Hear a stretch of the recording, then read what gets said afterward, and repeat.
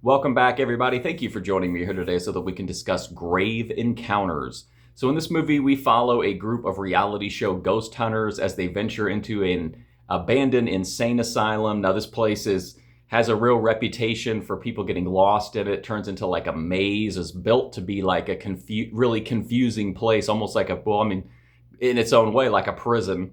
And they each have their own characters. They each have they've got all their ghost hunting equipment. But while they have pretty much like they're dedicating a portion of their life to this ghost hunting, it doesn't really seem like they believe in it.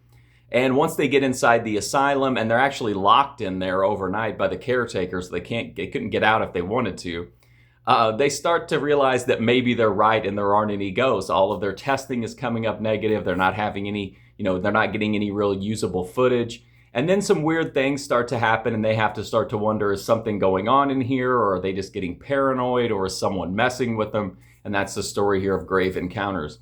So Grave Encounters is like a found footage movie that's packaged like a reality show. It's okay. I'm not the biggest fan of found footage. I do like some of it, but I don't like it. I wouldn't say it's like one of my favorite like subgenres of horror. I feel like this one is okay.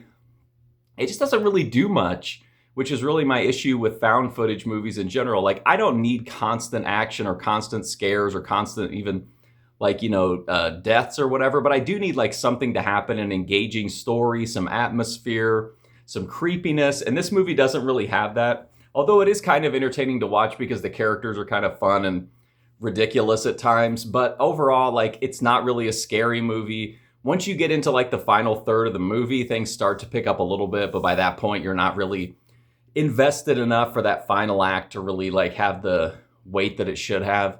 I don't think this is a bad movie, and I've certainly seen much worse found footage movies where like literally nothing happens the entire time. So they at least make an effort to try to make this engaging and entertaining. I don't think it really succeeds. It ends up being kind of mediocre to me.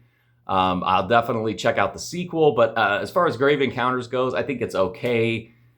It's not believable. It doesn't come across as real. And I don't really think they did much with the found footage gimmick here. I think that like, it just kind of feels like they did it to save money. Like, you know what I mean? Like, be inventive or creative with the genre if you're going to go into found footage, just because it's such a like slog to get through all the movies that are like just cheap cash-ins, because it's like, oh, it's found footage. Nothing has to happen. But like something should happen.